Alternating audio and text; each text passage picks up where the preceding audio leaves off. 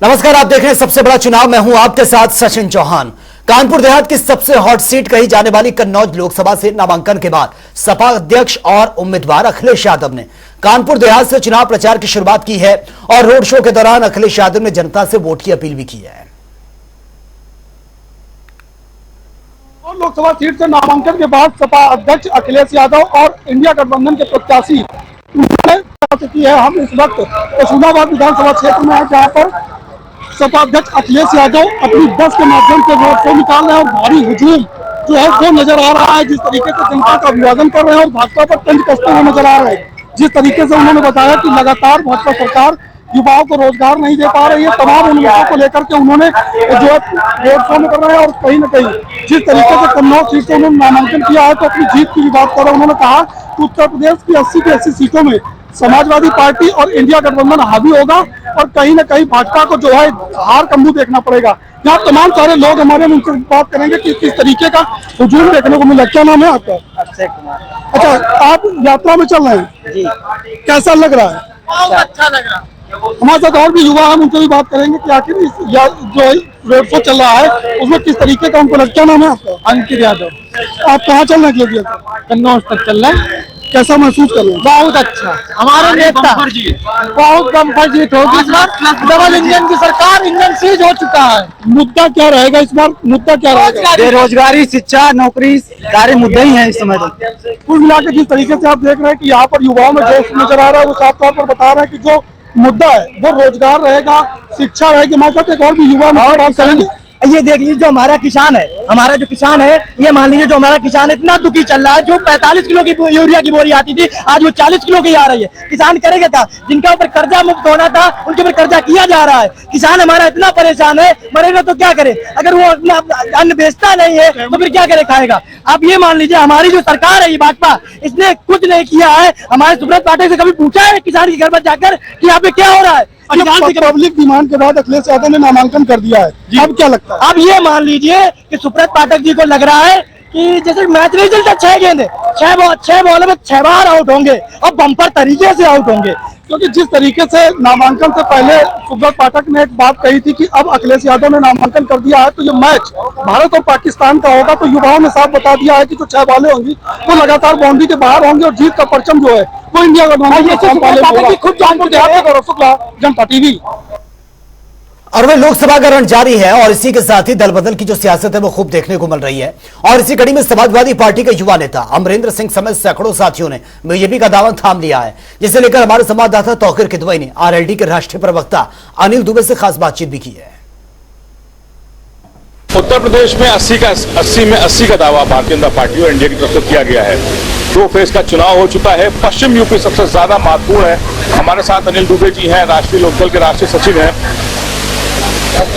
राष्ट्रीय प्रवक्ता है और सबसे महत्वपूर्ण इसलिए भी है क्योंकि आरएलडी सबसे महत्वपूर्ण भूमिका में थी पश्चिम यूपी में। पहली बार है कि वो भाजपा के अगेंस्ट 2014 के बाद चुनाव में मैदान में रही है, लेकिन ये पहली बार है कि वो भाजपा के साथ नजर आई है। पश्चिम यूपी का कल 2 फेज का चुनाव हो गया। जो सबसे महत्वपूर्ण था वो वोट प्रतिशत था। कल बताया गया वोट प्रतिशत कम है, इसलिए एनडीए को चुनौती है इस बार। नहीं, कहीं कोई चुनौती नहीं है। पिछली बार की तरह 2022-19 की तरह ये मतदान हुआ है और मतदान जो भी हुआ है वो एनडीए के पक्ष में हुआ है। पश्चिमी उत्तर प्रदेश में एनडीए के पक्ष में लहर रही। पश्चिमी उत्तर प्रदेश में राष्ट्रीय लोकदल के नेता चौधरी जयंत सिंह जी ने किसानों के लिए काम किया है, किसानों के लिए संघर्ष किया और जब उनको उनका हक दिलाने के लिए लड़ाई लड़ी तो वहाँ का किसान राष्ट्रीय लोकदल के साथ है, राष्ट्रीय लोकदल के नेता के साथ है। और हमारे नेता के जाने के बाद एनडीए के पक्ष में लहर बनी और वो लहर दोनों चरणों तक कायम रही और मुझे उम्मीद है कि 2 चरणों के बाद उत्तर प्रदेश के सारे चरणों में वही लहर चलेगी। पश्चिम यूपी में अभी और चुनाव होना है, अभी 3rd फेज है। अखिलेश यादव कन्नौज से चुनाव लड़ने जा रहे हैं। चर्चा ये भी है कि राहुल गांधी भी अब उत्तर प्रदेश की अमेठी सीट से चुनाव लड़ सकते हैं। तो जो इस वक्त बड़े नेता हैं वो उत्तर प्रदेश का रुख कर रहे हैं। क्या लगता है चुनौती और बड़ी होगी राहुल अखिलेश के आने से? देखिए, कहीं कोई चुनौती नहीं है। खांसी आ गई। चुनौती तो तब होती जब इंडिया गठबंधन के लोग अपने उम्मीदवार ढूंढे। इंडिया गठबंधन लास्ट तक कंफ्यूजन में रहा अपने उम्मीदवार नहीं तय कर पाए, ये पश्चिमी उत्तर प्रदेश में प्रचार नहीं कर पाए, जनता इनके साथ नहीं है, इनकी सभाओं में भीड़ नहीं आई और जनता के डर से, जनता के भय से ये लोग वहां रैलियां नहीं कर पाए। कांग्रेस ने तो जो राज्यसभा में जब हमारे नेता चौधरी जयंत सिंह जी चौधरी साहब को भारत रत्न मिला, उस पर बोलने को खड़े हुए तो जो कांग्रेस ने जो विरोध किया उसका इतना असर हुआ कि पश्चिमी उत्तर प्रदेश में किसानों ने कहा कि कांग्रेस के लोग आएंगे तो हम इनका विरोध करेंगे, इनको जो है घुसने नहीं देंगे। तो कांग्रेस के लोग तो वहां प्रचार में भी नहीं जा पाए। चौधरी साहब के प्रति जो है नाम सब लोग लेते थे, लेकिन उनके सम्मान पर भी कांग्रेस ने राजनीति, इंडिया गठबंधन के लोगों ने राजनीति, उसका असर हुआ कि वहां की जनता खिलाफ हुई और जनता एनडीए के साथ खड़ी रही और आगे भी खड़ी रही। अब तक सबसे महत्वपूर्ण जो था वो बागपत रहा, गढ़ है आरएलडी का चुनाव हुआ। पहली बार है कि भारतीय जनता पार्टी के साथ चुनाव प्रचार में जयंत चौधरी थे। क्या असर लगता है, बागपत की सीट कितनी इंपॉर्टेंट है आरएलडी के लिए, और जो चुनाव हुआ जहां पे वोटिंग हुई उससे क्या अभी आपको उम्मीद है कि बागपत की सीट को लेकर? देखिए, बागपत में तो चौधरी साहब को भारत रत्न मिलने की, चौधरी अजीत सिंह जी के न रहने की, उन वहाँ के लोगों ने जो है श्रद्धा सुमन अर्पित किए हैं। वहाँ पर राष्ट्रीय लोकदल का उम्मीदवार भारी बहुमत से जीतेगा। और मैं केवल बागपत की ही बात नहीं कर रहा हूँ, पश्चिमी उत्तर प्रदेश की जो 2 चरणों की सीटें, सारी सीटें जो है एनडीए गठबंधन जीतने जा रहा है, इसमें कहीं कोई संदेह नहीं। अब लोकसभा चुनाव की तैयारियां इस वक्त जोरों शोरों पर हैं और इसी कड़ी में अमेठी के दंगल से पहले राहुल गांधी रामलला के दर्शन के लिए अयोध्या जाने वाले हैं, जिसे लेकर केंद्रीय मंत्री साध्वी निरंजन ज्योति ने राहुल और कांग्रेस पर जमकर निशाना साधा। राहुल की इस यात्रा को चुनावी दर्शन बताते हुए साध्वी निरंजन ज्योति ने कहा, कांग्रेस ने तो प्रभु श्री राम को ही काल्पनिक बता दिया था, ऐसे में राहुल गांधी क्या करने अयोध्या जा रहे हैं? अभी दर्शन है, यदि दर्शन करना जाना था तो 22 तारीख का निमंत्रण मिला था, वो कहीं भारतीय जनता पार्टी ने निमंत्रण नहीं दिया था, श्री राम जन्मभूमि ट्रस्ट ने जाकर के उनके घर में दिया था निमंत्रण। तब जाते तो लगता कि हाँ राम पर आस्था है। अब क्यों जा रहे हैं? उनकी माँ ने तो कहा था राम से कोई काल्पनिक है, राम काल्पनिक है। इन्हीं के वकील 19 के पहले कोर्ट में खड़े होकर के जजों से निवेदन कर रहे थे कि राम जन्मभूमि का फैसला नहीं होना चाहिए। मिले राहुल गांधी इसका जवाब। और उधर सपा के पूर्व सांसद धर्मेंद्र यादव ने बीजेपी पर जमकर निशाना साधा है। दरअसल धर्मेंद्र यादव डिंपल यादव के समर्थन में चुनावी प्रचार प्रसार करने के लिए मैनपुरी पहुंचे थे, जहां पर उन्होंने डिंपल यादव के पक्ष में वोट की अपील की है। साथ ही बीजेपी को आड़े हाथों लेते हुए पूर्व सांसद ने कहा कि चुनाव में धर्म के नाम पर चर्चा गलत है और बीजेपी के लोग धर्म आधारित बातें कर रहे हैं, जिस पर चुनाव आयोग को कार्रवाई करनी चाहिए। समझना चाहिए और चुनाव आयोग को अपनी जगह सख्त रहना चाहिए। और बीजेपी के लोग तो धर्म आधारित चर्चाएं करने लगे, नफरत फैलाने वाली चर्चाएं कर रहे। चुनाव आयोग को संज्ञान लेना चाहिए इन चीजों का, और संज्ञान ही नहीं लेना चाहिए, उस पर जो जायज कार्रवाई बनती है कानूनन वो कर। देखिए, बीजेपी के लोगों ने काम नहीं किया 10 साल, अब वो चुनावी चर्चा परिचर्चा को डाइवर्ट करना चाहते हैं, लेकिन डाइवर्ट होने वाली नहीं है। वो कुछ भी बयान दे दें, उन बयानों से भी ज्यादा महत्वपूर्ण बात यह है कि 20 करोड़ रोजगार कहां गए। आज प्रधानमंत्री जी इस बात की चर्चा तो करते हैं कि हम 5 किलो राशन 80 करोड़ लोगों को दे रहे हैं। मैं समाजवादी पार्टी की ओर से कहता हूं, अगर आपने 20 करोड़ रोजगार दे दिए होते, जो कि आप ही की गारंटी, आप ही का वादा था, तो अगर एक व्यक्ति को रोजगार मिलता तो कम से कम अपने परिवार के 4 लोगों का पेट जरूर पाल लेता और राशन देने की आवश्यकता नहीं पड़ती। फिलहाल यहां रुकेंगे, एक छोटे से ब्रेक के लिए लौटेंगे कुछ और खबरों के साथ।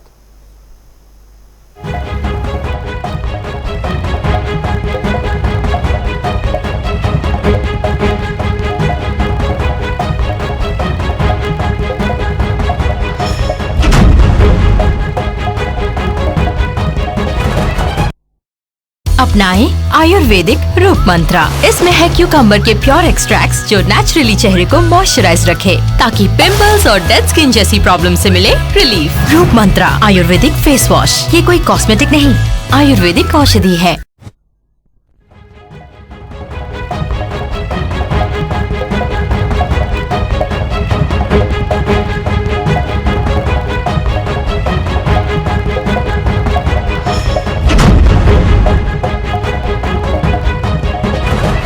लोकसभा 2024 का चुनाव नजदीक है, सरगर्मियां तेज हो चुकी हैं। वहीं पर मैनपुरी से जो है समाजवादी पार्टी से डिम्पल यादव राष्ट्रीय अध्यक्ष अखिलेश यादव की पत्नी है, और वहीं पर जो ठाकुर जयवीर सिंह पर्यटन एवं संस्कृति मंत्री हैं उनको बीजेपी से प्रत्याशी बनाया गया है।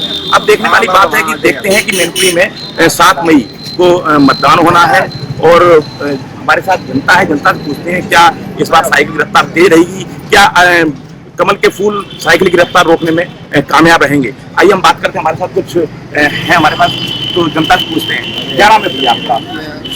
संजय जी, लोकसभा चुनाव है, 7 मई को वोटिंग होनी है, तो एक तरफ बीजेपी से ठाकुर जयवीर सिंह पर्यटन संस्कृति मंत्री हैं, मौजूदा सरकार से हैं, और दूसरी तरफ समाजवादी पार्टी के राष्ट्रीय अध्यक्ष अखिलेश यादव डिम्पल यादव मैदान में है। क्या लगता है? लगता क्या है, मुझे लगता है परिवर्तन जरूरी है। परिवर्तन कोई मुद्दे होंगे जो आप वोटिंग करेंगे, कुछ मुद्दे नहीं होंगे, मुद्दे परिवर्तन होने चाहती है, और परिवर्तन होने से ही हमारी जगह का विकास होगा। घर की जागीर नहीं है, जागीर नहीं, जागीर बदलनी चाहिए। जयवीर सिंह जी अच्छा काम कर रहे हैं। क्या नाम है आपका? मेरा नाम है राहुल चौहान। अच्छा राहुल जी, सामने वोटिंग है, कुछ मुद्दे दिमाग लिए होंगे कि हम इस मुद्दों को लेकर विकास, स्वास्थ्य जो भी है, किस कार्यकाल में ज्यादा काम हुआ है? हाँ, अभी तक तो खैर नहीं था, सपा का ही कार्यकाल था, तो हम चाहते परिवर्तन हो। तो दूसरा कार्यकाल अभी जो जयवीर सिंह जी हमारे विधायक जी बने हुए हैं, तो अच्छा काम कर रहे हैं। हम चाहते हैं कि आगे भी वो रहे हमारे बीच में, और ऐसे ही अच्छे काम करते रहे। हमारे चौराहों का देखो कैसा अच्छा लग रहा है, ऐसा लग रहा है कि दिल्ली पहुंचे हुए हैं, चौराहे बना दिए हैं, बाकी सड़कें वड़के सब कुछ अच्छा कर रहे हैं। तो हम चाहते हैं कि वही रहे हमारे यहाँ, वही रहे। हाँ, क्या नाम है आपका भैया? अंकुर नाम। अंकुर जी, 7 मई को मतदान है, 4 को वोटिंग होगी, 7 तारीख को मतगणना हो जाएगी 7 को। तो क्या लगता है जयवीर सिंह, क्या साइकिल की रफ्तार कम हो जाएगी क्या? लगातार 96 से लगातार समाजवादी पार्टी का यहाँ गढ़ है, इस बार कमल खिलने का, खिलेगा, कमल खिलेगा, कमल खिलेगा। बिल्कुल बिल्कुल। आइए हमारे साथ और भी है भैया, बात कर लेते हैं थोड़ा। भैया 1 मिनट, क्या नाम है आपका? जी बता दो। अरे बता दो भैया, थोड़ा सा बताओ, क्या नाम है? सहदेव। मतदान है 7 तारीख को, 3 मई, क्योंकि 2 चुनाव हो चुके हैं, 3 मई में 3 तो कैसी सरकार चाहिए? क्या लगता है साइकिल की रफ्तार वही रहेगी, क्या कमल का फूल खिलेगा?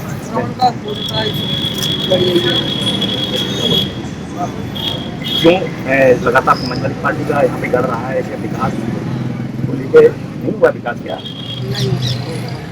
वो हमारे साथ जहाँ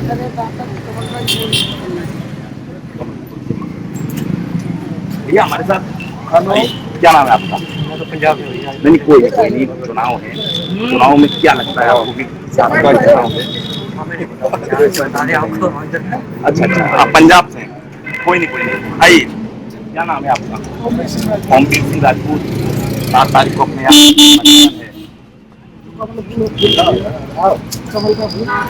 कमल के फूल। बहुत बढ़िया, बहुत बढ़िया, बहुत बढ़िया। बीजेपी भारी मतों से। अच्छा, हमारे साथ तैयार है, नीलू राजपूत क्या करते हैं? काम करते हैं। बीजेपी तो क्या यार, पढ़ाई कर रहे होंगे, पढ़ाई कर रहे हैं, क्या चाह रहे हैं, कैसी सरकार चाहिए आपको? बीजेपी डिम्पल यादव यहाँ पे है, सफा करवाती है, नकल करवा देती है, और बीजेपी में बता के पढ़ते हैं बच्चे। बेरोजगार ज्यादा हो जाते हैं, पास ज्यादा हो जाते हैं लोग, बेरोजगारी ज्यादा हो जाती है। यहाँ पे वही आएंगे जो युवा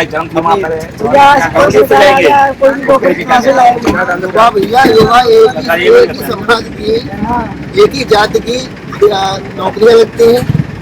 गवर्नमेंट पुलिस की भर्ती नहीं केवल यादव पर बढ़ा जाता है, ठीक है, जितना विकास होता है यादवों को होता है। लेकिन मैं इसमें सभी लोग एक समान माने जाते हैं, सरकार में सभी लोग एक समान माने करें। अभी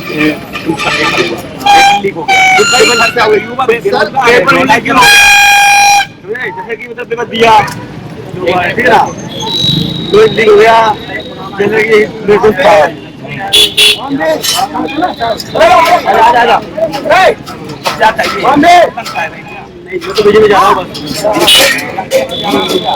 मेरा नाम एडवोकेट विजय कुमार जी। 7 तारीख को मतदान है जी, और 4 दिन को रिजल्ट आएंगे। क्या लगता है कि लगातार साइकिल चलती चली जा रही छानबे से। क्या साइकिल रहेगी क्या ऐसा कम फूल खरीदने का काम होगा मेरे साइकिल की जमानत जब्त हो जाएगी? क्योंकि 2019 का चुनाव देखा जाए जहाँ मायावती और मुलायम सिंह एक साथ चुनाव लड़े थे गठबंधन में, तब जाकर के जीतने के बहुत कम चांस रहे थे। जैसे तैसे घसीटते हुए ये 94,000 वोटों से जीते थे। इस बार दोनों दिग्गज पार्टियां अलग अलग लड़ रही हैं, तो अब तो जमानत बचना मुश्किल है।